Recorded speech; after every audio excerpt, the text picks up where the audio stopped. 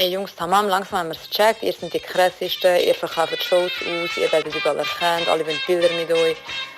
Aber beruhigt euch bitte, ist gut. Was geht ab, Chilo 385? Ivo und Abdi Süd. Wir sind bei Kurz und Bündig. Die zwei Kurden mit dem beschissensten Podcast. ja, der Melodie. Ey, ich schwöre ihr zwei. Irgendwann, ich verwünsche euch und nachher sehen wir. Okay? Ja, keine Ahnung, ich bin einfach Bullen geschlagen. Brüder, ich habe Termin, Brüder. Ciao. Ach, jetzt verstehe ich es. Jetzt kurz und bündig. Ja, Bruder. Jetzt gecheckt. Kurz und bündig mehr motherfucking Postcard. Das ist kurz und windig,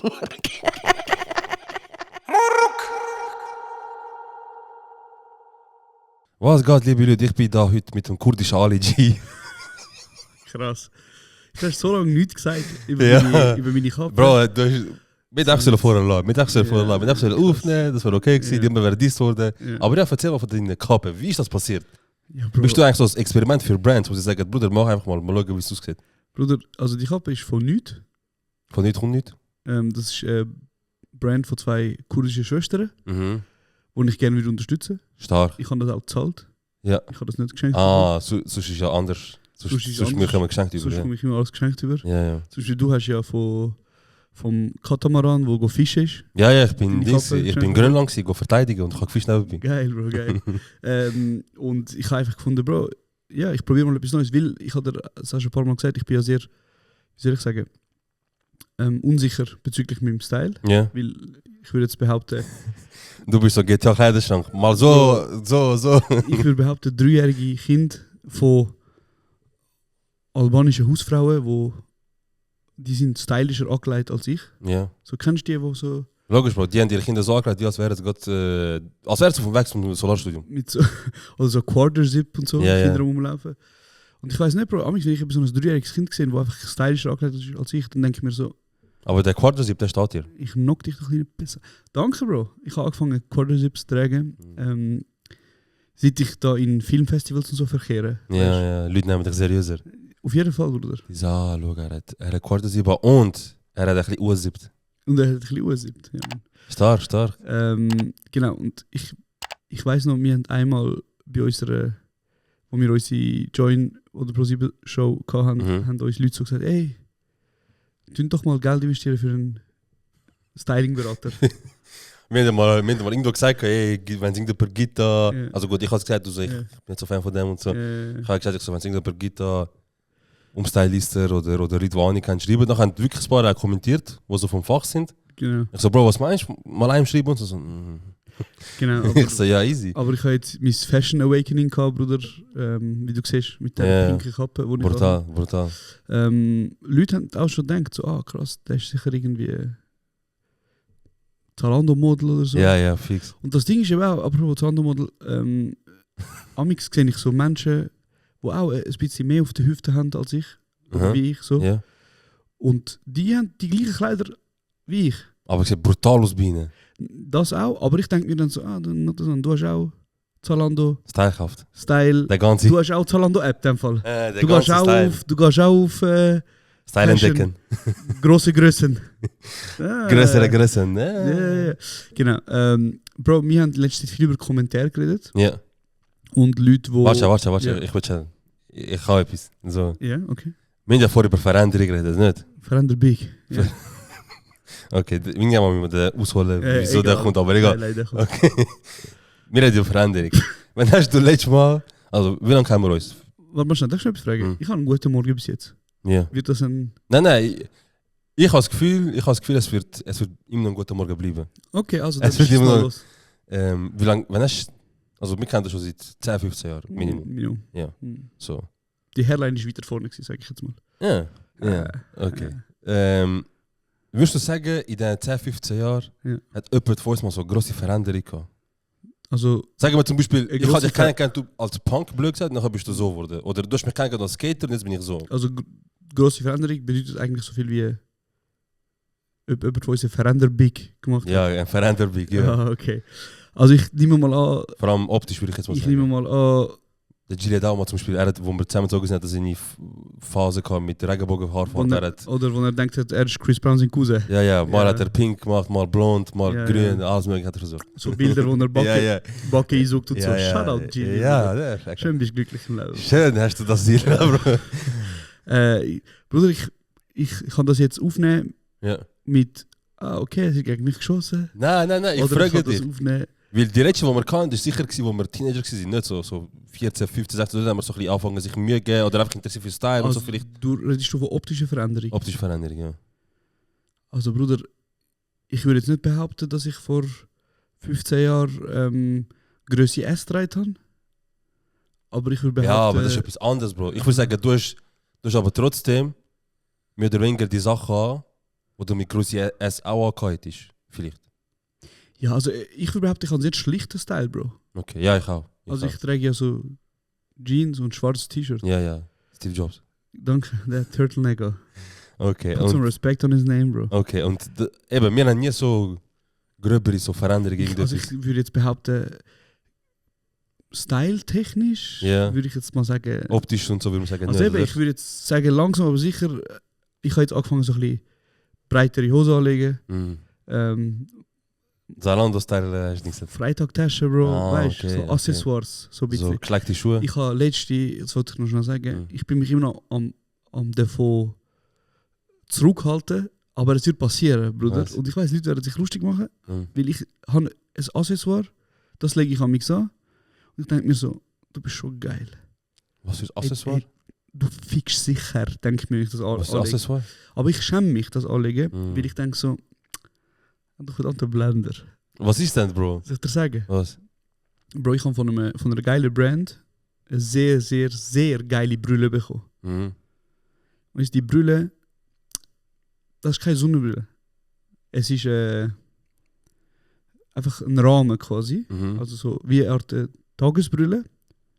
Und ich müsste jetzt Fensterglas rein tun. Weißt du, was Fensterglas ist? Es ist kein Glas drin. Also jetzt aktuell ist so ein Glas drin, wo so Marke drauf steht. Ah, das okay. halt so temporär ist. Okay, ja. Ich müsste jetzt da zu einem Optiker gehen Mhm. und sagen, da 80 Stutz, jetzt mach Fensterglas rein. Und das Glas ist nicht verstärkt. Okay, was ist Fensterglas? Eben, einfach unverstärktes Glas. Okay. Das ist einfach das Glas, das da am Fenster ist. Okay, ja. Zum Beispiel, Ja. oder? Und dann lege ich die Brille an, wegen Style. Aber es sieht nachher nicht einfach wie normale Brille aus, oder? Mal, Ja. aber es hat keine Sehstärke. Aber das weißt ja nur du. Ja, nur ich stehe dazu.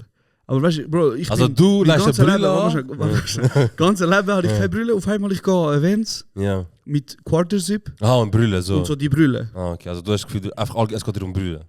Ja, dann habe ich die Brille an, checkst Okay, du hast einfach eine Brille, okay. Genau, aber ich brauche keine. Okay. Jetzt ist meine Frage, also ich frage jetzt dich. Chat ist das Style, so quasi. Chat, Ist das oi, Drip? Serhat, dich als mein langjähriger Ja. Freund, darf ich eine Brille anlegen aus Stylegründen, Ja, wenn es keine Sonnenbrille ist ja, und wenn ich keine Brille brauche? ja, 100%. 100%. Also Minute, ja, okay. Ich kann so 100%, 100%. Also wenn ich jemals an ein Event gehe Ja, und du siehst mich auf einmal mit so Mhm. Brille, ja, wegen Style, Ja. wegen Artsy, ja, wegen Arzt, ja. und du sagst nicht, morgen soll ich rein schmieren. Nein, ich sag, oh, der ist ein Steve Jobs. Ja, Ich sag nicht so, hey Mann, wann kommt iPhone 17 raus? ja. Aber du gibst mir so... du Nein, sagst mal, ich Bro. finde, ich kann machen, fair. Ich Okay, finde das fair, legitim. Okay, Chat, ist das legitim? Sagt mal. Ist das tough? Okay, sorry. Auf Ja. was hast du raus? Ja, ich wollte fragen, wegen, wann hast du mal eine große Veränderung gehabt, wann haben wir das gehabt und so. Weil, Bro, Cool! ich habe mir einen Glatz gönnt. Oh mein Gott! Shit, ich habe mir einen Glatz gönnt. Vin Diesel! Ja, ich schwöre, Mann. Vin Diesel, alles zusammen. Meister Proper! Alles, man. Kurdischer Proper. Ich habe mir fett einen Glatz gönnt. Jason Statham! Schon, Jason.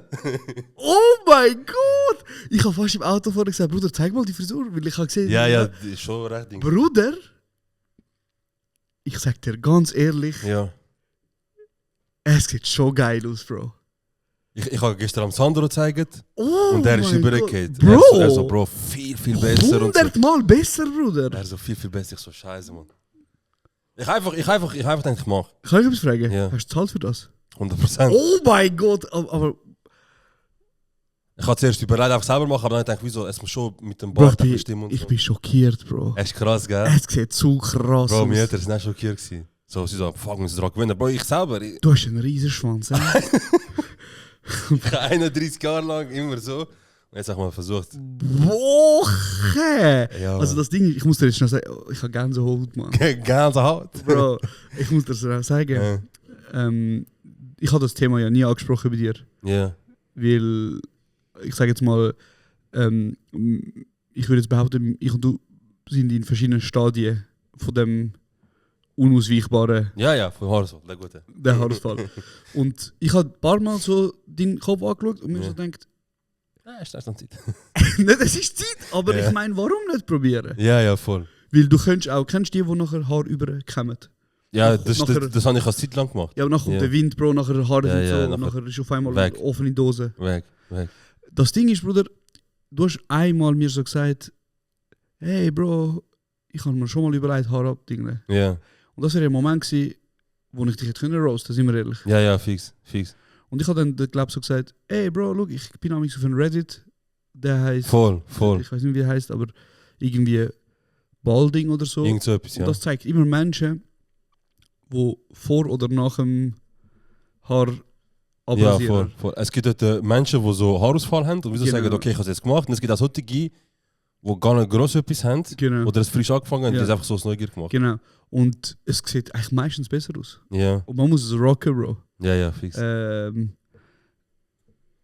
Krass, Bruder. Und jetzt denkst du, das ist jetzt... Ich weiß es nicht. Ich habe schon seit längerem mit dem Gedanken ein bisschen gespielt. Kann ich einfach anlagen? Ja, kannst du. Jetzt ist er wahrscheinlich nicht mehr so. Krass. Ich meine, krass, Bro. Crazy. Ähm. Also ist jetzt das der Moment, Was? wo du jetzt sagst, ist vorbei? Ich weiß es nicht. Also, es ist so. Ich habe mit dem Gedanken gespielt. Das gibt einen guten Reel. Ja, ich habe ich hab mit dem Gedanken gespielt.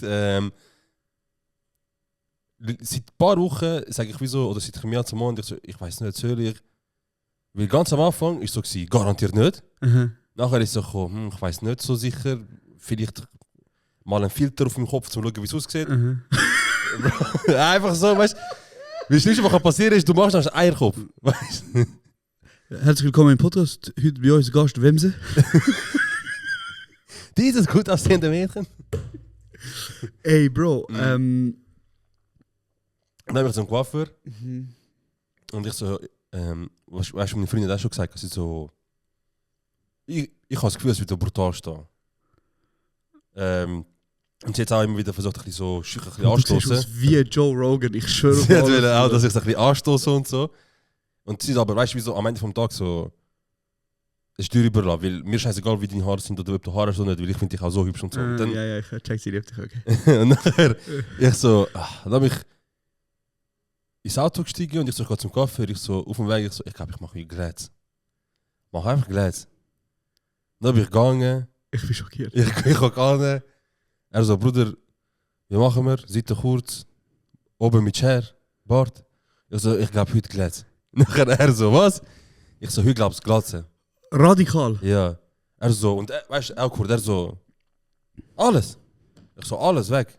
Nur, er so, Bart auch? Ich so, nein, Bart dran. Ja. Er so, okay. Hat Bro, und weißt du, ich kam so lange zu ihm, Ja. er ist dahinter gelaufen, er so, zum Kollegen, weißt du, ich muss am Zero Glas schneiden. Nachher er so, oh, und der Schiede hört einfach auf, kommt zu mir, er so, mach, schaut er so zu. Und der andere hinten warten, weißt du? So haarig. Ja, der andere so wartet, er hat so geschnitten. Dann hat er mir natürlich zuerst Halbglatze gemacht, wie dein Vater, Hast du mal über deinen Glatze geküsst? Nein. Sie hat noch nicht, die Freundin hat noch nicht geküsst. Nein, ich habe es noch nicht gesehen. Bro, am Schweizer glaubst du, chill doch. Warte doch mal, scheiße, Mann. Oh, shit. Krass. Ja, Mann. Okay, er hat den Glatzenkuss, der erste. Der ist noch nicht kassiert. Ist Erster kassiert. Glatzkuss. Ey, Bro. Crazy. Ja, nice gemacht, dann Wie bin ich ein heim, Bro. Babyarsch, Bro. Ja. Zu den Eltern gegangen, nachher die haben auch, Bro, meine Mutter hat Löffel in der Hand gehabt. Sie so, Löffel runtergeht. Also hast du ihnen nicht gesagt? Nein. Sie so, was ist das? Und nachher, Du so, was macht Jason Statham? ich so, wer wird fighten? Nachher haben sie ihnen gezeigt, sie haben es gut gefunden. Ich habe meine Freundin Foto geschickt, sie ist übergekehrt. Sandra ist auch übergekehrt. Mein Vater, er so, kennst du den? Er so, Bischolmas.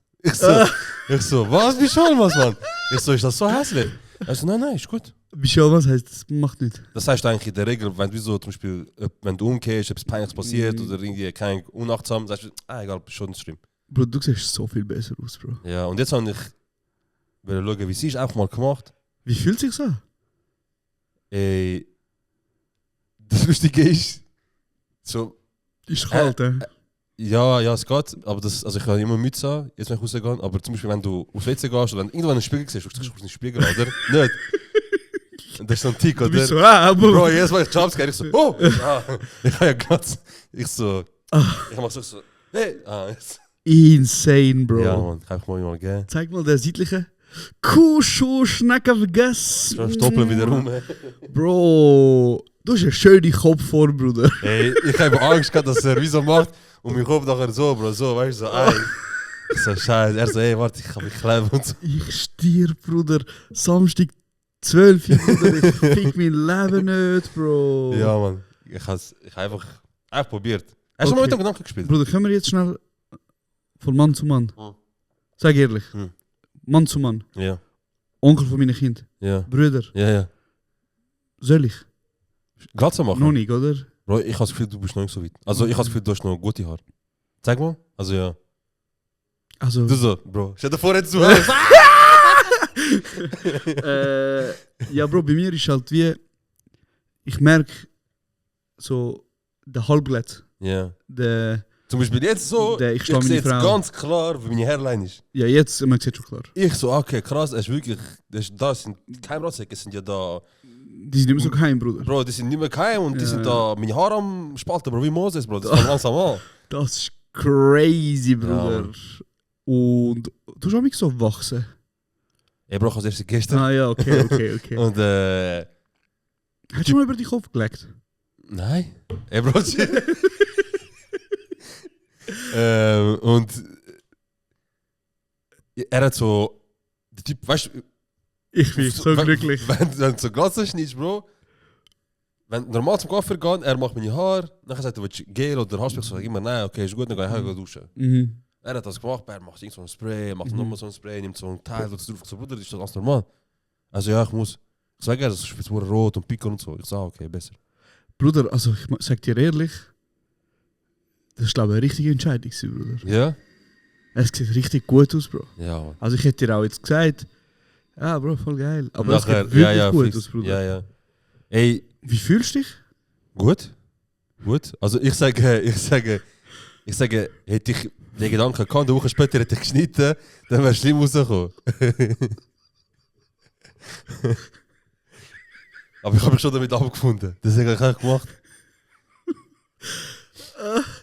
Und wie lange, also wann ist das passiert, dass du aufgestanden bist und gesagt hast, heute ist es soweit? Gestern spontan. Ohne Scheiß. Also ich habe wie so, seit der Woche habe ich wie so, ich glaube, ich mache es. Ich bin nicht sicher, aber ich glaube. Mhm. Und gestern, ich so, kurz zum Coiffeur, ich so, ja. Wenn ich jetzt echt schon zum Coiffeur gehe und dann glätze, ich so, gar keine Lust. Wie viel hast du pro Haarschnitt? 25. Mit Bart 40. Ach, okay. Gut. Du? Ich zahle 60. Natürlich. Aber Bro, kein Problem, Bro. Der Sadik immer noch Shoutout, Bro. Ja, Sadik redet Major immer noch. Cut Nummer 1, Bruder. Ohne Sadik ich ausgesehen wie so ein vermisster Bruder. So ein guter Obdachloser. Wie einer, wo... Ja, egal. Ey, Aber Bro, ja. crazy. Der hat gemacht, ich bin jetzt gespannt, wie so... Keine Ahnung, Mann. So dran gewöhnen, Sachen unternehmen, rausgehen, was auch immer. Und das Lustige ist, ich habe das gestern geschnitten Aha. und ich habe es nur meinen Freunden erzählt Mhm. und meine Eltern haben es gewusst. Mhm. Ich gehe zum Sandro. Ja. Wie bist du mit Kappe gegangen? Ja, Und nein, dann? ich habe im Auto, ja, ich habe Kappe im Auto lassen. Mhm. Und ich habe gedacht, wieso, ich mache wie bei dir, so ich sage, wieso, Bro, ich habe Glatze gemacht. Ja. Aber er war schon draussen am Warten. Gewesen. Ah, Er so. krass. Wirklich Ich war krass. so schockiert. Gewesen. Ja, Bro, einen Moment, ich muss halt nass, ich meine Nase läuft schlimm. Kein Problem, Bro. Ich habe das Gefühl, bei dir ist es noch nicht so weit. Also ich würde nur sagen, du hast, glaube ich, noch gute Haare. Aber ich könnte schon wundern. Also ich bin auch schon am Struggle, Bruder. Weil, zum Beispiel, ich weiß nicht, aber... Ich habe auch das Gefühl, dass es dir stehen wird, Mann. Nein, Bruder, nachher... Hast du nicht schon mal so etwas Ähnliches gehabt? Du hast mal aufs Millimeterschnitt gehabt? Bro, das Ding ist, ich bin ja in Dersim beim Coiffeur gewesen. Ja. Und ich meine, man tut ja seinen eigenen Coiffeur nicht betrügen, Bruder. Ja, das ja. ist ein beidseitiges Interesse, dass man das nicht macht. Ja. Weil nachher, Bro, du kommst raus, ist gefickt. Ja, nachher du gehst zu ihm zum Reparieren und er sagt, bist du anders? Ja, genau. Und ich bin in Dersim gewesen, Bro, und ich hatte dort so einen Gundi, hat meine Haare geschnitten, Bruder. Und ich habe ihm gesagt, ich so, Bro, mach... Ich so, hey, komm, mach mal kurz. Ja. So, tu mal wirklich so Millimeterle, dass ich mal schaue, weißt du, so, vielleicht bilde ich mir dann nur ein. Mhm. Oder er schneidet auf einmal, ich sehe aus, als würde ich jede Wochenende Kumar spielen, Bruder. Als würde ich jede Wochenende Frau schlagen, Kummer spielen, Bruder. saufen, besoffen, heimfahren und so. So Sachen, Kinder Bro. zusammenschlagen. Ich habe ausgesehen, als wäre ich Osman, Bro. Ey, nein, Bro, das hat mein Leben kurz gefickt. Auf jeden Fall, das Ding ist, bei mir ist halt so da in der Mitte schon ein bisschen weniger. Mhm. Aber easy, ich glaube, es ist noch okay, es ist noch überdingbar. Ich habe das Gefühl, dir wird es richtig gut stehen, weil du hast auch einen guten Bart. Küss doch dein Herz, Ich Bro. habe das Gefühl, weißt du, wenn so Küss doch mit dein Herz. mächtigen Bart. Aber krass, ich bin schockiert, Bro, das ist krass, das sind krasse News. Ja, ich bin Veränder Big, Bro. Veränder Big, ich bin gespannt. Ich bin mit dem Gedanken, ich schaue jetzt mal, wie es ist. So, und wenn es... Ich habe schon mehr Angst vor dir jetzt, sag dir ehrlich. Du siehst schon... Okay, danke. Nein, du siehst schon ein bisschen gefährlicher aus, Bro. Okay, ich habe das Gefühl, wenn das easy ist und irgendwie, keine Ahnung, weißt du, ich merke, es ist voll gut oder voll entspannt und ich komme auch irgendwie, weißt du, so, Leute sagen, da, Bro, es ist gut, es ist nicht wie ein Eierkopf oder so. Dann das Gefühl gebe ich mir das auch im Sommer. Krass. Weil Bro, du gab's... Aber nachher musst du so eine Creme tragen, Bro. Ja, ich habe das Gefühl, du hast das auch. Ich habe es auch extremer wie du, das Schweizer im Sommer. Und ich habe das Gefühl, das würde mir recht so ein bisschen helfen, Mann. Krass. Hey, crazy, Bro, das ist schön. Das ist, Crazy News. Das ist auch wichtig, über Body Positivity Ja, reden, man, Bruder. kurdisch Statement. Krass, Bro. Ja, crazy. Geil. Eigentlich müssten wir, eigentlich Ende des Jahres kommt da beide wieder glätzt. Aber das mal aufnehmen. Bro, ich habe das Gefühl, das wird dir gut stehen. Lass mich schnaufen, Bruder. Okay, ich kann dich schnaufen. Ich habe gesagt, ich muss erst... Einen Tag, ich habe Glatze gesagt, mach auch. Ich muss heiraten, Bruder. Ja. Vertraglich regeln. Und nachher. Okay. Aber Hat sie schon mal so, deine Freundin, so das Thema, oder haben die schon mal drüber geredet? So, Bro, ich sag schon einmal in der Woche, denkst du Istanbul? Ah, das, okay. Ich sag schon so. Ja, okay, ja, das ist fair, aber ich meine, mehr bei Glätze oder aber so. sie sagt immer so, hey, ist noch nicht so weit und so hängst. Hey Bro, ich glaube nicht. Ich glaube, ich kann noch nicht loslassen, Bruder. Okay, Weil das Ding ist, ich denke mir also, das ist so, ich glaube, das ist der Moment. Also nein, ich muss anders sagen, eine Glatze ist halt ganz ein anderer Vibe als da der halbglätze Rosenkranz um den Kopf, weißt? Ja, fix. So, ich habe mein Vater hat einen weißen Bart und wenn er macht auch komplett die Glatze, Mhm. Bro, er sieht aus wie Kratos, Bro. Ja, fix. Weißt du, so mächtiger Typ, Bruder. Ja. Und ich sage ihm auch so, wieso machst du nicht und so? Nachher lässt er wieder wach, sagt er, als würde er Versicherung verkaufen und allein heimgehen und so Lasagne für eine Person Ja, und essen, irgendwie so. mit 50 Kindern Dings machen, so Genau. Highbox, Fitness, irgendwas. Aber Bro, ich glaube, ich warte noch ein bisschen. Weil ich habe das Gefühl, es macht mich dann auch wie nochmal älter. Mhm. Aber ich sage dir jetzt, es geht brutal aus, du hast wahrscheinlich heim, du denkst wahrscheinlich immer so, hätte ich nicht sollen, Bruder.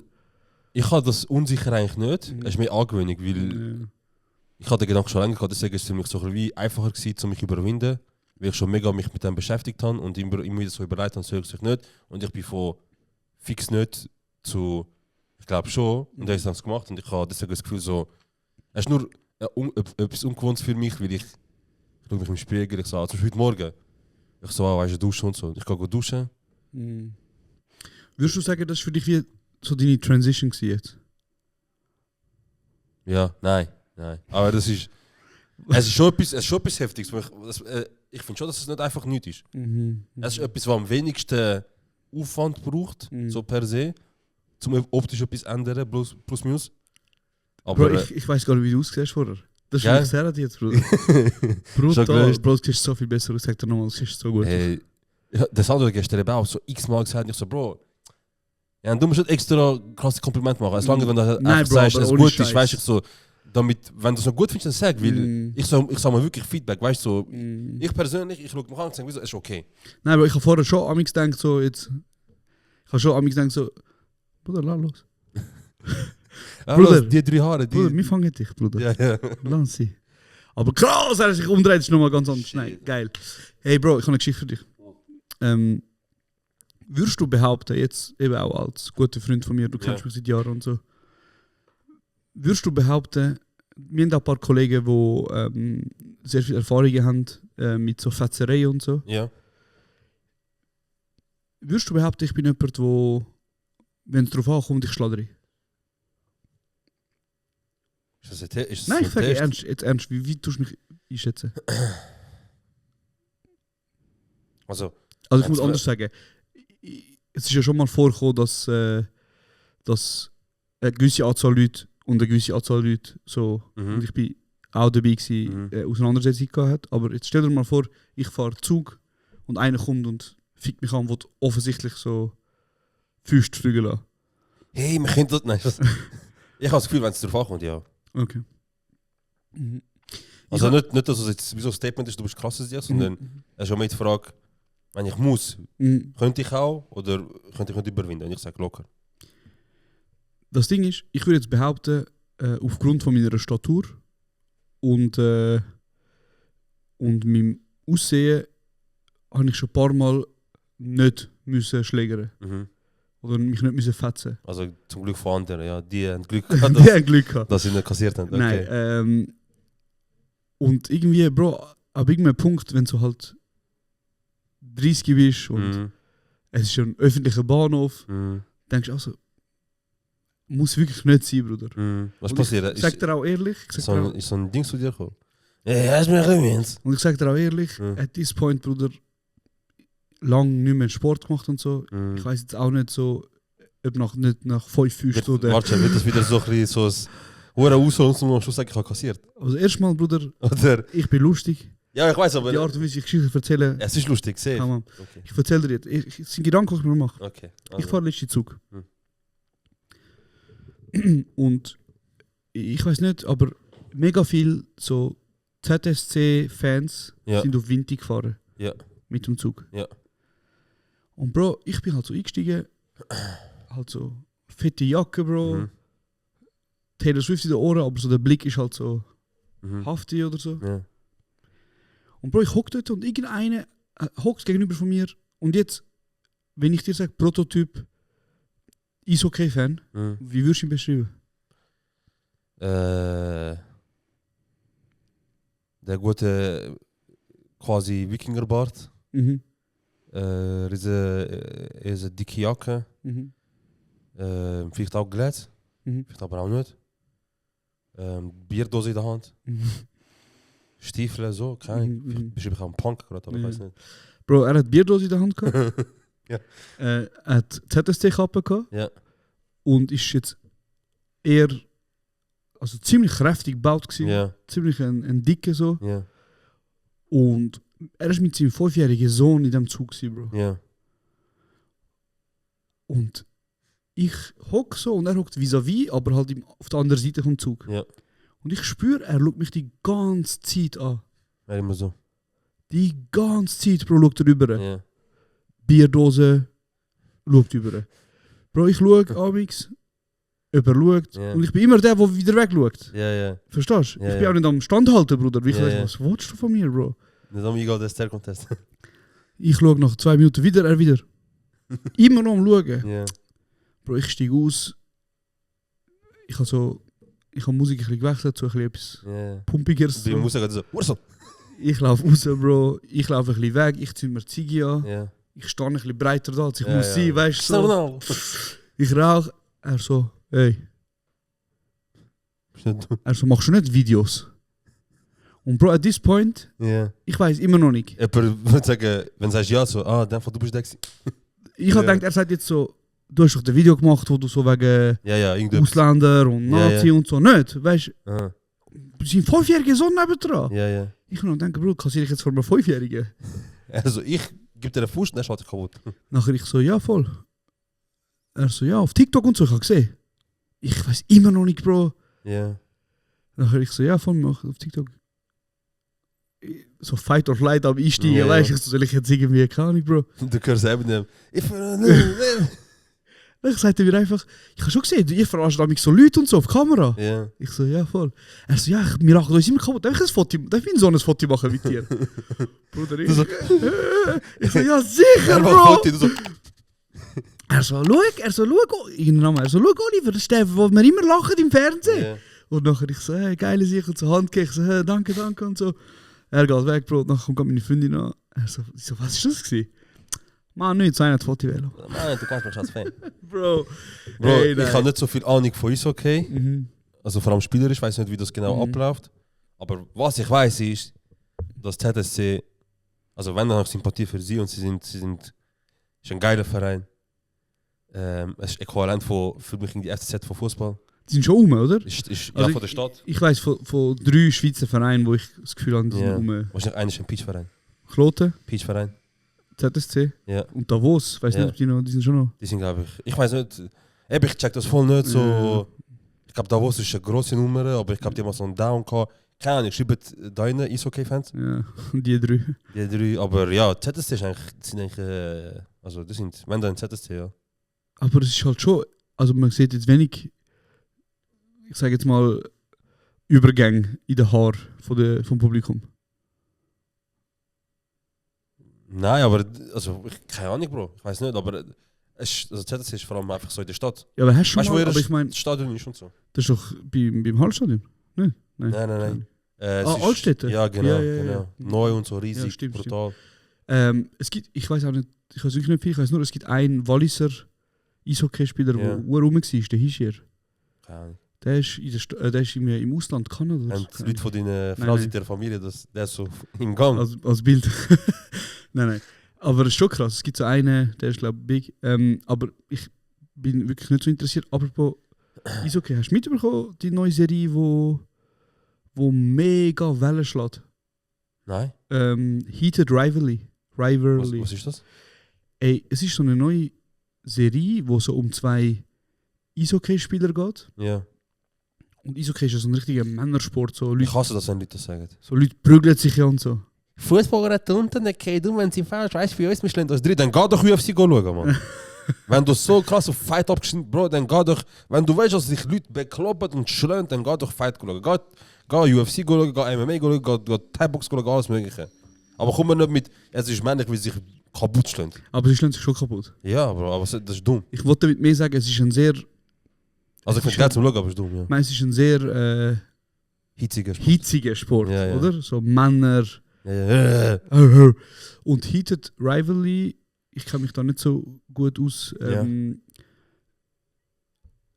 ist eine Serie, die um 2 schwule Männer dreht, Ja. wo ich habe es nicht geschaut, darum, Ja. ich weiß nicht, was stimmt, was nicht, aber wo entweder mit oder gegeneinander Eishockey spielen und sie geben sich auch gottlos in Gött so. Ah, nebenbei. Ja. Okay. Und es geht so um ihre hitzige Ja. Rivalität. Meinst du, wenn sie so genau spielen, so Derby und dann so, du Pitch, sag mir noch dreckiger Sachen. Das sind, glaube ich, die Männer so, Ah, okay. weißt und das ist wie so, das geht gerade hure ab, wo Ja. viele Menschen schauen es, es gibt Ja. auch viele TikToks drüber.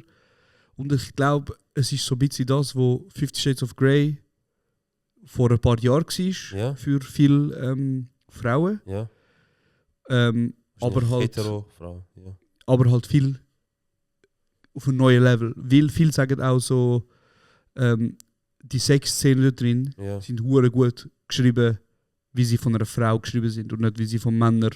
Ah, jetzt bei 50 Shades of Grey. Nein, eben auch bei Heated Rivalry. Ah, Also da okay. geht es wirklich sehr fest um Also, die. Um Gesehen und so, oder was? ich habe es wie gesagt nicht geschaut, aber es Okay. geht sehr fest darum, Ah, okay. wie die 2 Jungs auch miteinander Ja.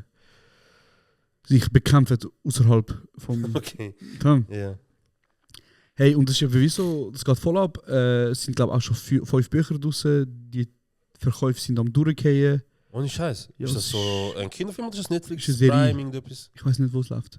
Okay. Aber Ami-Serie? ja, oder Kanada vielleicht. Aber, Okay. Kanada. aber auf jeden Fall ist Jenschi Rekord am Schlagen. Und es ist wie so das neue Kann ich eine von der krassesten Serien halt, die es seit langem gegeben hat. HBO Max.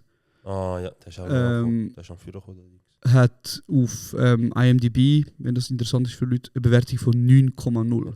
Gut, ich habe jetzt mittlerweile von Leuten, Was die heavy im Fachgebiet sind, gelernt, dass IMDb eigentlich nicht so relevant ist. Ich habe gehört, Leute sagen, die vom Fach sind, sagen Rotten Tomato.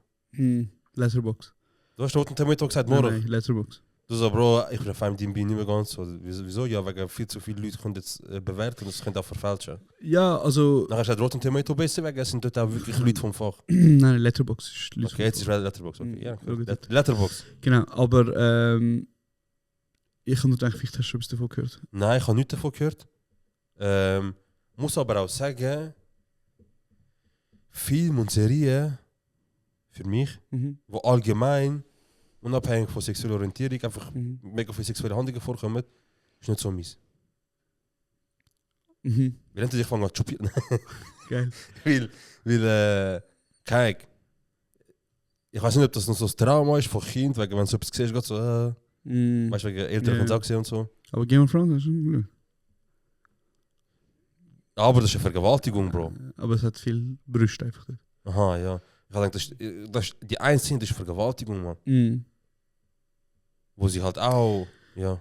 Es gibt auf Filmsets einen Job, ich weiß nicht, ob du das mal mitbekommen hast, Wer? wo mega aufgekommen ist und wo auch in der Schweiz langsam aber sicher kommt. Ja. Intimacy Coordinator. Zum Schauen, ob man so... Das sind dann, der Job von dieser Person ist wirklich zum sicherstellen, dass alle Sexszenen oder Kussszenen, alle körperlichen Szenen, Ja. wie das aber dort ist, wo für den Schutz von der Schauspielenden da ist. Zum Schauen, dass man keine gewisse Sachen nicht unbedingt muss sehen und so. Dass man einfach das Abgemachte einhaltet. Okay. Schon interessant, weil was natürlich passiert ist mega oft, ist, Frauen sagen halt so oftmals, ja ich nehme eine Rolle an und dann steht im Drehbuch, steht kurz, es gibt eine Sexszene zwischen A und B. Oder das steht als Satz. Ja. Und ich meine, jetzt kann man sich ja, wenn man so etwas ins Drehbuch hineinschreibt und sagt, du hast zugesagt, Ja. ist ja wie unklar, Ja, oder verallgemeinert, ja. was kann jetzt passieren, was ist eine Sexszene. Das ist ein Kuss, sag. Oder? Und Intimacy Coordinators sind wieso dafür da, weil was dann auch oft passiert ist auf Set, ist natürlich, Kameras sind auf dich, Ja. Licht ist auf dich, Druck ist da, Regie sagt so, ey, zieh das T-Shirt aus. Ja, voll. So, zeig jetzt mal, für die Szene wäre geil, wenn man die Brüste sieht. Ja. Warum auch immer, aber so, es wäre geil. Okay. Oder kannst du dich umkehren und wir können so shooten, wie er, kann ich von hinten. Und das ist einfach jemand, der seinen 6'000 verdient. Also Filmjobs geben leider nicht so okay, viel Cash, okay, aber okay. es ist wie Krass. eine Szene oder eine Rolle, die halt wie so dafür da ist, dass man vertraglich ein bisschen abmacht, Ja. was macht man in dieser Szene, dass man nicht unter Druck irgendwie, wie ich glaube, sehr viele grosse Hollywood-Produktionen, wie auch ganz viele kleine Indie-Produktionen, gibt es ganz viele Menschen, die nachher irgendwie rauskommen aus diesen Sets, aus diesen Szenen und so sagen, das hat sich gerade sehr komisch angefühlt für mich, jetzt auf einmal müssen vor der Kamera und vor 100 Menschen. So, ich habe schon Respekt vor dem, Ja, wenn das das Leute ist einfach so können machen. Ich habe so Dings gesehen, so von der Meme-Seite, und ich weiß nicht, wo irgendwann so etwas gesehen, wo eine wegen Stranger Things beim Finale, sie spielen ja wie im Untergeschoss oder im Keller von jemandem seinen Eltern, spielen so Dungeons and Dragons. Und das machen sie beim Dings auch. Spoiler Alert. Warte, machst du jetzt einen Spoiler für die letzte Folge von Stranger Things? Nicht für die letzte Folge, also in der letzten Staffel gehen sie Aha. einmal auch, weißt du, dort runter, Ja. in den Keller. Und nachher hat einer einfach so ein Foto gemacht von der ersten Staffel vom Keller und von der zweiten Staffel. Also eigentlich nur von der einen Tür, die im Hintergrund siehst. Er so, schaut dir mal an. Erste Staffel, andere Tür, fünfte Staffel, andere Tür. Weißt du, so, nachher einer so, ja, du hast jetzt die ganze Staffel geschaut, hast nichts zum Aussetzen gehabt und hast gefunden, ich muss etwas suchen und finden und du hast die scheiß Tür gefunden. Ja, so Und das gibt ja auch einen Job quasi. Es gibt ja auch so einen Job, wo so jemand schaut, ja. dass das Bild ja wie so, wie sagen wir, einfach dass das Bild stimmt. Also es geht Script Sub oder Script Coordinator geht wie so das Drehbuch durch und schaut, dass man nennt das Kontinuität Ja. beibehalten wird. Das heißt nicht nur mit Türen, sondern auch, dass das Glas immer an der gleichen Stelle abgestellt ja. wird, dass immer die gleiche Hand benutzt wird beim Trinken. Ja, fix. Ich bin jetzt im Schnitt von meinem Abschlussfilm und ich habe ein Problem, ich habe eine hure geile Szene, wo ich halt wie einmal von weit aufgenommen habe, Mhm. einmal mein Hauptdarsteller nach und einmal meine 2 Darsteller in so einem Mittelshot. Ja. Und ich bin die Szene von diesen 3 Perspektiven am Zusammenschneiden und wenn ich hin und her gumpe im Dialog zwischen ihm, ihr und ihm, Ja. hat er einmal seine Faust bei der Tür Ja. und einmal hat er sie nicht bei der Tür und dann hat er sie wieder bei der Tür. Das fällt eben schon auf. Und mich kratzt das kaputt, Bro. Ja, ja. Weißt du, obwohl der Take ist so viel geiler, wo er die Faust oben hat, Ja, aber ja. er stresst mich. Und mein Editor sagt mir so, Bro, hab mal deine Fresse, das juckt niemand. So, oder ur schlimm. Ja, ja. Weil nachher schaut jetzt das und keiner wird sagen, ja, Bro, aber die Faust. Aber irgendwie stresst mich behindert. So. Es gibt eben Leute, die sehen das, weißt du, und bei gewissen fällt es stärker und bei gewissen nicht. Und ich habe das Gefühl, man sollte momentan Sachen so konsumieren, dass man wie so, siehst du? Ja, Siehst du? voll. Ich habe gewusst, ich habe es gesehen. Hey Bro, ich weiß nicht, ob du erzählen, aber du hast mir vor ein paar Monaten gesagt, ich erzähle dir eine Geschichte im Podcast. Und sie handelt von deinem Bruder Ja, und Ausgang. ja. Weißt du noch? Die Geschichte. Von mir was? Ja. Ich glaube, so Jade. Aha, ist das der Oder- beim Stadtlaufbahnhof? Keine Ahnung, aber es ist nachher etwas passiert. Ja. Weißt du noch? Also das mit der Lounge? Ja, genau. Okay. Erzähl jetzt mal endlich. Ich weiß immer noch nicht, was das ist. Das nimmt mich so wunder. Also das ist eigentlich so, ich glaube, ich habe schon mal erzählt. Also das ist so mein, ich habe es von meinem Cousin erfahren, Mhm. nicht von meinem Bruder selber. Aber mein Bruder ist neben dem, was erzählt hat. Was erzählt hat. Mein Bruder ist mit meinem Cousin in Ausgang. Und sie sind im motherfucking Jade, ist das gerade im Stadthofen? Ich weiß es nicht. Eigentlich Stadthofen Bahnhof. Nein, das ist glaube nicht. Jedes Mal haben wir Ich das glaube, wir haben Thema. schon jedes Mal über das geredet. Jedes Mal haben wir das Thema, ich weiß Wie der nicht, Club heisst, man. Der gibt es eh nicht mehr, Mann. Ja, der ist jetzt Scheißegal. zugegangen. Stadthofen Bahnhof, der Club, jeder weiß es. So. Es ist gerade so beim Bahnhof, ich habe vergessen, wie es heißt. Geht durch das Team. Und sie haben den Lounge genommen. So, jetzt gehen sie in die Lounge. Und so wie Lounges sind, hast du ja gerade links von dir wieder eine, rechts und so, Leute Ja. in den Lounges. Sie sind im Club, sie trinken, sie haben es lustig. Mhm.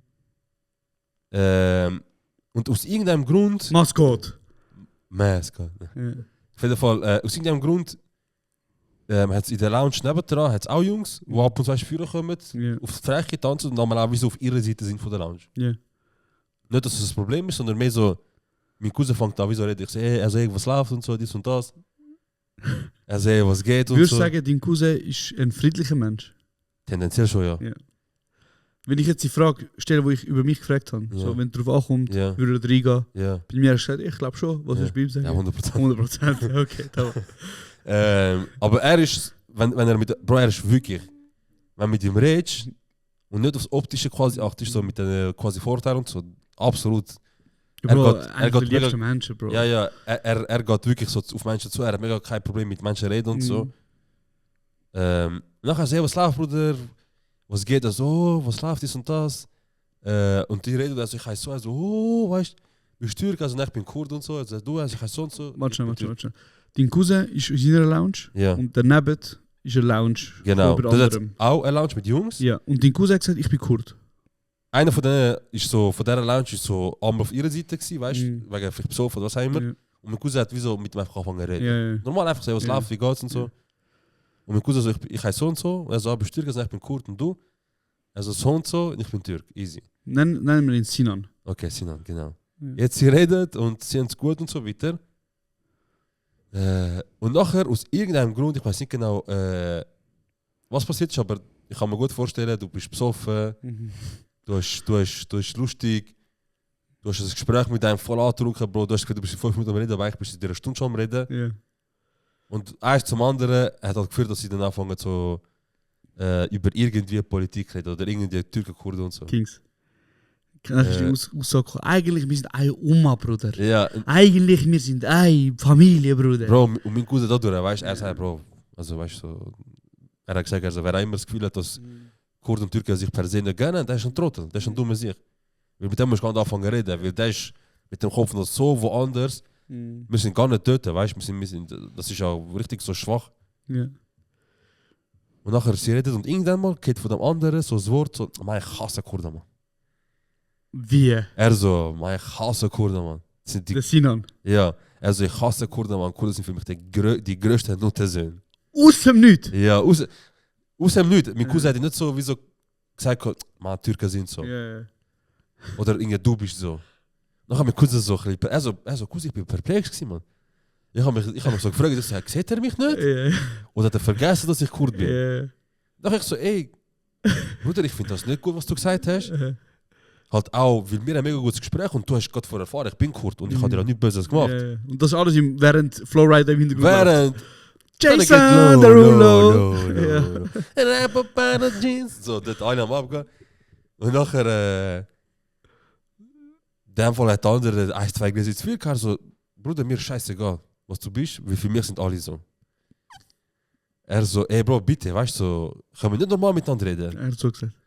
Ja, er so, Bro, ich habe wirklich ihm gesagt, ich so, Cousin, wie kann das sein, dass ich mit dir so ein Gespräch habe Ja. und aus dem Nichts hast du etwas gegen mich, Nee. für Wo ist etwas, der- wo was ist- ich nicht kann, für meine Herkunft. Wo ist der Ilo in dem Moment? Er ist Lounge. Aha. Hängen, Lounge. Ja. Aber die Augen, ich glaube von beiden Lounges, sind so gefallen. So, am Alle Schauen. angespannt am Schauen, So, warte es nur. passiert etwas. Ja, Wie Manuelsen im Podcast. ja. Und nachher, der andere so, mir gut so, eben, du weißt, ich bin Kurd. Mhm. Wieso sagst du etwas, mir scheißegal. Für mich sind alles Terroristen, alles Nutten. Mir gut so, ist gut, warte. Er dreht sich um, also, Cousin, ich habe 3-mal gefragt, 4-mal gefragt, was soll ich machen? Ja. Er so, ich drehe mich um. Ja. Also, nur zum Sicherheit gehst du dein Handy aufgemacht. Ja, Bewerbung ist wirklich fertig. er so, Glas auf den Tisch da, zu ihm gegangen. Also sag bitte noch einmal. und nachher der andere so, er so, hey, man, aber du checkst nicht, wie soll ich das sagen, gell? Ja. Also nein, ich brauche keinen Grund für die Aussage. Ich dachte, wissen, bist du deiner Meinung? Er so, ich bin deiner Meinung. Ich sind alles Nutten sein. Er so, und ich habe nicht den Fuß gehabt oder so, weil, er so, ich habe einfach nur einen Flatter gegeben, wieso riss dich zusammen, Alter, weißt du, piss dich jetzt in die Lounge, riss dich zusammen. Also das Schlafblätter Ja, also piss dich, riss dich zusammen, weißt du, so. Respekt chillen. Ja, weißt du, wieso, wir sind da im Musik, Menschen ins Gespräch, was, verpiss dich, geh in die Ecke. Nachher der andere kommt, Ja. wegen Besoffen, irgendwie, hey! Und mein Cousin ist halt nicht, weißt du, so, er ist nicht dünn, Ja. so, und er hat auch ein bisschen Kraft, das heisst, er hat ihn so, Er hat ihn geklopft und übergeschubst. er will so, piss dich, weißt du. Ja. Und nachher der andere kommt und wird so mit Glas oder Flasche auf ihn gehen. Nachher, mein Bruder so, hä, was läuft? Ja. Nachher, wenn mein Cousin am Anfang ist, man, wurde besoffen und Ja, sich und ja. so, scheiß auf den und so, was ich mache und so. Der kommt mit Glas und Dings. Und nachher mein Cousin so, uff, ich hätte so viel. Bro, und er so, ey, ich will ihn packen, weil er kommt, er schießt auf mich, geht daneben, ich so, ich dich nicht fick. Er hat Flasche geschossen? Ja. Oh, meine Flasche? Irgend so, sagen wir, so Mathe-Flasche oder irgend so Ja, etwas, ja. weißt du, mit Alkohol drin und so. Ja. Er so, wenn ich dich nicht ficke. Er so, ich laufe ihm nach, ich verwünsche ihm einmal, schmiere ihm eins. Ja. Er geht mir von meinen Fingern weg und dann geht er in den Raucher. Und vor der Glastür und macht die Türe so zu, weißt du, hebt sie so zu. Mein Cousin so, Bruder, glaub mir, wenn ich einmal mit Kraft hintergehe, ich mach fast kaputt und dich, mach besser die Tür auf. Nachher, er versucht das aufmachen, Security Er hebt kommt. die Tür zu. Ja, der andere so, nein, willst du aufmachen? Nachher mein Cousin so, geh mal, komm, muss ich schwören und so, besser für dich. Und nachher der andere, Leute machen, Security kommt mittlerweile. Und sagen wir so, ey Jungs, was passiert und so, außer direkt und so. Also natürlich sind Security nicht so gekommen. Ja. Kein Security in Zürich. Hey Jungs, reden wir drüber. Kein Security in Zürich hat das anständiges Training gehabt, in Konfliktsituationen normal zu tun. Ja. Kein einziger, nur vor der Tür vielleicht. Ja. Im Club, ne, Bro, im Club. Ich glaube, jeder Clubsitzer sagt, Bro, wenn etwas im Club passiert, MMA, mach. Besser, Bro. Mach, Bro. Niemand gesagt, ich schau Camps, Bro. Keiner hat etwas gesehen. Richtig mal, was du kannst. Ja. Und nachher kommen die, packen die raus mit meinen Brüdern und so weiter. Und nachher die so, hey Jungs, was passiert und so. Also, ja, das ist das passiert, weißt du. Und nachher die so, Alter, was ist das und so. Jetzt bin ich wieder draußen. Kein Ausverbot, aber ich bin wieder draußen. Mhm. So, jetzt, die sind, also, Cousin, wir sind draußen. Wir sind rausgerührt worden. Ich schaue rechts, die Brüder. 2 der Cousins ziehen die Ziege an. Ich schaue links, der mit seinen 2 Kollegen. Ja. Ich so, ja, Perle, jetzt. Kein Problem. Reg nur das. Ja, er wird ihn so packen, Bro. Er packt ihn dies und das. Und wie es halt dort ist, hat es ja, glaube ich, Polizeipräsenz dort. Ja, ja. Geht die Polizei kommen. Hey, weißt du, wie die Also es ist geschlägert worden. Ja, es ist sogar ja. so direkt nach uns zur Polizei und im Pfefferspray. Bro, bis heute, ich mache mein Bruder für das. Bis heute. Jeder Pfefferspray kassiert, gell? Ja. Und die so, alle Pfefferspray kassiert, weißt du? Ich schaue so, alle so da, ich schaue rechts, die Brüder 3 Meter weg vom Kreis. Weißt du, er macht so, scheiß Bruder. Vor allem er so, Bruder, du bist ganz allein, du schlägst Luft, wo bist du? Und Bro, er so, ich so dort, der Ilmas so, er so, ey, man, ich hab Pfefferspray kassiert. Alle, weißt du, so ganz grusig, und ich so, ey, scheiße, ich tu da. Und sie erzählen gerne und alle lachen, jemand mit Pfeffer und so, weißt du. Aber war jemand einfach 3 Meter neben dran gewesen, hat aber auch kassiert. Nein, weißt du, sind alle kassiert und jeder, weißt du, und er ist wahrscheinlich sowieso weggegangen, hinterher. Aber früher hat es sowieso angefühlt, wie so 2 Schritte. Er geht irgendwie 2-3 Meter weg vom Kreis, er macht so, scheiß Bulle, weißt du? Scheiß, und wenn du von weitem ihn anschaust, dann bist du so, was ist mit dem Junkie los oder so, weißt du? Er hat irgendwie Psychose oder so. Er so, Bro, meine Augen brennen, ich muss lachen, ich sehe dort, ich sehe, was macht er dort? Er so, wir haben alle Pfeffer kassiert, Scheiße, und dann muss ich noch lachen. Nein, er hat 3 Meter dran tanzen, Bro. Nein, eben, er hat so erzählt und ich so, weil eben im Club hat mein Bruder auch scheint ich so, kann ich gar nicht, man, kaputt gemacht, ich bin gestorben vor Lachen. Was für ein geiler Scheiß. Das hat mich so lachen, Mann. Ah, Mann, ich So. wünsche mir immer, dass der Yellow mal vorbeikommt, wieder mal im Podcast, Ja, wo ich ich schwör, anfange eigentlich zu muss er sitzen. mal wiederkommen, ja. Eigentlich muss man mit Cousin auch kommen, ich mein's ernst. Ich schwör, Bro, gern. Bro, er hat, gern. letztes, also er ist im Sommer, ist er jetzt wieder drinnen gewesen, weißt du? Und in der Regel, wenn du Ferien gehst, du gehst, du kommst zurück, ist schön. Du hast kein negatives Erlebnis, du hast tendenziell nur positive oder gute. Außer die Kinder. So. Vielleicht 1, 2 lustige hast du noch. Ja. Aber er geht, er kommt, er erzählt Sachen und ich so, wie? Er so, hä, was wie? Ich so, ja, wie? Er so, ich check nicht, wie du es nicht checkst. Zum Beispiel, er erzählt einfach so, er so, ja, ich bin in der Ferien gewesen, ich habe einen Quad gemietet, bin an den Strand gegangen, an dem Strand habe ich so gesehen, so Leute sind am Fischen. Also ich wollte dort chillen für mich und geniessen und die zuschauen beim Fischen. Also kommt ein Polizist und sagt, wieso, ey, darf ich fragen, was du da machst, das nicht Aussicht geniessen? In die Dunne, ja, also Aussicht geniessen, so chillen. Sie machen Kontrolle, sie finden etwas bei ihm. Und ich das hat mein Herz runtergefallen, weißt du? Scheiße. Er so, wie weißt du? Er so, ich habe mir 2 Sachen gesagt, er so, okay, ist gut. Er so, ich so, wie du, weißt du, er so, ja, weißt du, ich habe so ein bisschen den Nazi gespielt, weißt du, wie weißt du? Er hat ein bisschen Ski und so, ich kann nicht anders. Da bist du am Arsch, Bro. Du weißt, Steuern. Ja, alles. Er Er so, dort mit Off-White-T-Shirt. Ja, nachher hat er erzählt, weißt du, also der Bull abhängen mit ihm und so und am zusammen Dienst. krass. Ich habe sterben, ich so, Alter, Mann. Ganz ein wilder Typ. Ganz ein Wirklich wilder geil, Typ. wirklich geil. Ey, wir haben viel über Kommentare geredet in der letzten Folge. Ja, voll. Was Leute kommentiert haben, was Leute gesagt haben und so. So gefragt haben und so, ja. Und- Oder meinst du Kommentare unter Videos oder meinst du Fragen von Community? Nein, Kommentare unter Aha, Videos. okay, und ja. auch unter, weißt du, unserem Spotify und Voll, auf YouTube. voll. Da sind mega viele Kommentare reingekommen. Ja. Letztens kommen ein paar lustige auf Ja, Spotify, man. Ganz wirklich, gute. wirklich sehr lustige. Ganz gute, wirklich. Ich würde einen auf YouTube nicht lesen, wo ich gerne würde vorlesen. Der hat mein Herz erwärmt, Bruder. Was hat er geschrieben? David Wey schreibt: Ich feiere euren Podcast und auch kurz im Ohr. Ihr seid beide sehr authentisch und bringt es immer auf den Punkt. Weiter so. Freundliche Grüße und viel Gesundheit für euch und eure Familien. Ja, man, so herzig. Das So bin ich gewesen. Nein, herzig, Spaß. Wirklich so herzig, Mann. So herzig. Liebe geht raus. Kuss. Danke für die Kommentare. Wir freuen uns jedes Mal, auch wenn du Luan heisst. Ja. Hast du gesehen? Ja. Also erstmal Luan, geile Kommentar. Ich finde es ganz ehrlich, ganz geile Kommentar. Was hat er geschrieben? Gang lesen, Bro. Lies laut vor. Ich finde es lustig. Auf Spotify.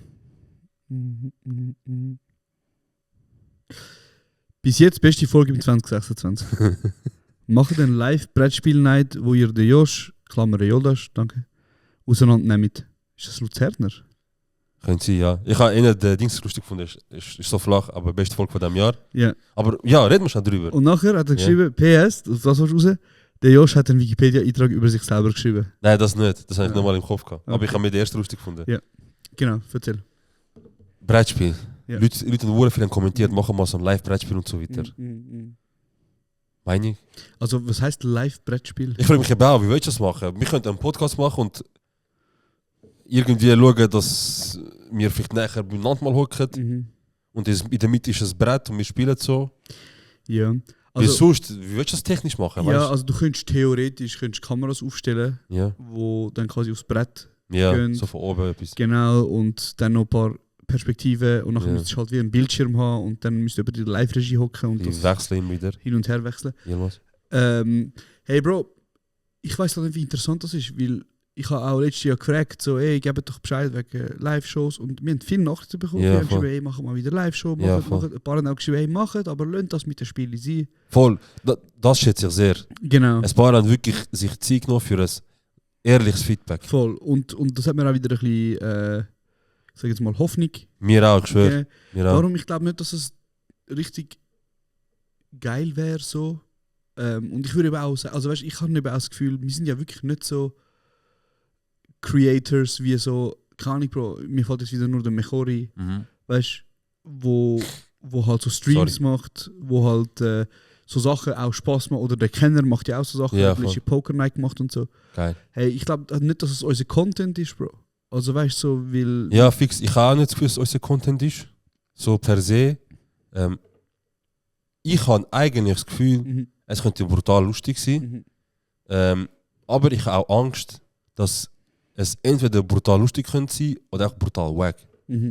So brutal so, wir spielen, Ja, und die Leute hocken einfach eine Stunde lang und schauen, wie wir. schauen zu und dann gibt es vielleicht in dieser 1 Stunde oder ja, in der 1,5 Stunde gibt es vielleicht so 30 Minuten, die so hitzig sind und lustig und das Voll. geht ab, weil es jetzt der Schluss ist und so Voll. weiter. Nachher Leute werden nervös, wenn, also weißt du, so, weil du musst jetzt performen und so. Ja. Aber weißt du, was ich mir überlegt habe? Weißt du noch, in unseren ersten Shows, da haben wir gar keine Special Guests gehabt, sondern haben die Leute aus dem Publikum geholt. Voll, ja. Für kurze Spiele. Ja. Das könnte vielleicht noch interessant sein. Ja. Aber ja. Keine Ahnung. Aber ich habe noch wegen des mit den Feedbacks, ich habe wirklich gut gefunden, man, dass die Leute wirklich so sich Zeit genommen haben für ein ernstes Feedback. Ja, man. Weil gewisse Feedbacks haben auch so ein bisschen die Gedanken, die wir hatten und auch die Angst, die wir hatten, ein bisschen so bestätigt. So dass der Spielteil eigentlich eher abflacht, Ja. als es einen Mehrwert gibt. Ja, das kenne ich auch so. Aber ja, ich glaube. Und das ist gut von den Leuten zu hören, dass wir so sagen, hey, wir sehen es und wir schätzen es, dass ihr versucht, einen Mehrwert zu bieten, weil ihr das Gefühl habt, allein nur reden und Podcast live machen, ist irgendwie wie so ein bisschen zu schade oder zu wenig, haben wir das Gefühl. Aber ich glaube, so ziemlich der gemeinsame Nenner von jedem Feedback war, vor allem, wenn jetzt alle abbrichst auf eine Aussage, ist so, grundsätzlich, wir können nur wenn gehen. Ja. Und es wäre voll in Ordnung ohne Spiel, weil wir können eigentlich nur wenn gehen und wir würden eigentlich euch wollen zuhören und genießen. Und auch wenn es ist voll kein, es sollte genau das sein, was sie eigentlich hören. Ein Live-Podcast vor Ort. Voll. Aber wir sind halt da durch, wie soll ich sagen, so. Ist halt normal, wir sind auch neu im Game gewesen und dann wieso versucht, den Leuten etwas bieten, Bro. Es ist ja okay, du musst es dann nicht mega schlecht reden. Also, Ja, wir voll. haben ein paar sehr geile Shows gehabt, wir haben ein paar Shows gehabt, die sind weniger geil gewesen, aber es ist immer noch um einiges unterhaltsamer als 99% von dem Scheiß, wo in der im Schweizer Kabarett oder im Schweizer Comedy rum ist, Bro. Ja, 100%. Das darf man trotzdem nicht vergessen. 100%. Was noch kurz dazu sagen? Was ist die schlechteste Show? Scheisseste. Ich würde behaupten, aber du kennst meine Meinung, Ja. ich würde behaupten, Volkshaus, also die letzte Show, ist schon eher im hintersten Ding, aber auch die, ich glaube, zweite in Vinti mit so Bierpong. Ja, voll, so, stimmt. Die die ist habe ich auch- fast verdrängt, man. Die ist ganz schlimm gewesen. Ja, verdrängt. Aber vielleicht schnell, um das Thema abschließen und, Ja, fix. und auch Einen guten Feierabend machen. einen guten Feierabend machen, ist, hey, wir sind Sachen am Planen. Es hat uns ein bisschen motiviert. Es kommt bald etwas, was ein bisschen spezieller wird sein, im Sinne von, dass nicht, dass man kann Tickets kaufen kann, sondern dass man kann Tickets gewinnen kann. Genau. Dann sind wir auch dran in Planung für andere Sachen. Und wir werden, so wie es aussieht, schon bald mal wieder ein paar Shows spielen. Wir freuen uns natürlich auch mega fest, wenn ihr einfach dabei seid, wir freuen uns, dass ihr Bock habt auf Shows. Yes. Vielleicht willst du noch, jetzt haben wir zwar das auch schon ein bisschen erreicht, aber viele Leute haben uns geschrieben, wir sollen etwas sagen zu dem, was in Kurdistan passiert. Ja, genau, stimmt. Also ich und der Yoldaş, wir haben darüber geredet und wir wollen, also wir werden der ganzen Sache Erfolg widmen. Nicht so wie jetzt am Schluss kurz ein paar Sätze. Also es wird da ganze Folge geben. Wir sind einfach am Plan und am Schauen gerade, dass wir auch die richtigen Leute am Tisch haben. Genau. Zum zusammen über das reden. Ich will doch aber noch, also wir wollen doch aber noch kurz ein paar Sätze sagen. Und zwar haben viele sicher mitbekommen, dass gerade in Rojava, im heutigen Nordsyrien, syrisch-demokratische Kräfte, also eigentlich kurdische Kräfte, sich weitgehend aus ihrem Gebiet zurückgezogen haben, bis auf die kurdische, also vor allem kurdisch Mehrheit gelegene Ortschaften zurück, also auf Kurdistan zurückgezogen. Die Regierungstruppen sind vordrungen in Syrien, in die kurdischen Regionen, haben extrem viele Zivilisten umgebracht, IS-Terroristen sind freigekommen, es sind zu Gräueltaten wiedergekommen. Und wieder einmal sind auch die Kurden verraten worden und halt auch in den Stich gelassen worden von ihren Verbündeten, die sie bis gestern hatten. Aber Stand, wenn ihr die Folge heute hört, ich hoffe, es ist immer noch so, wir haben ein frisches Update. Und zwar haben sie ein Abkommen zusammen unterschrieben, die syrische Regierung und die syrisch-demokratischen Kräfte haben das Abkommen unterschrieben, was auch einen Waffenstillstand beinhaltet, was auch Eingliederung von ihren Truppen in die Regierungstruppen beinhaltet, was auch Anerkennung von der kurdischen Sprache, Kultur und vieles mehr beinhaltet. Wieso ich sage, ich hoffe, dass es bis dann noch so ein Ding ist, es ist nicht der erste Anlauf und nicht die erste Unterschrift, die sie gemacht haben für etwas. Deswegen ist es momentan mit Vorsicht zu geniessen. Genau, also so viel zu dem. Einfach ein kurzes, 1-minütiges, 2-minütiges schnell Update. Es ist absolut, es fehlen jenste wichtige Infos, aber für das sind wir wirklich gerade Erfolg am Planen und versuchen da dafür die richtigen Leute ins Boot zu holen, dass wir wirklich eine gute Folge machen, weil es ist nicht nur Rojava, wo momentan betroffen ist, es ist auch Rojilat, wo betroffen ist. Bakur ist immer wieder ein Thema, also es gibt Sachen, wo in letzter Zeit passiert sind, wo den Platz brauchen und wo halt auch die richtigen Leute am Tisch brauchen, weil wir müssen über verschiedene komplexe Themen reden und da wollen wir wirklich die richtigen Leute haben. Genau. Free Kurdistan. Ja, man. Free Kurdistan, Biji Berkhadane, Rojava und Biji Kurdistan.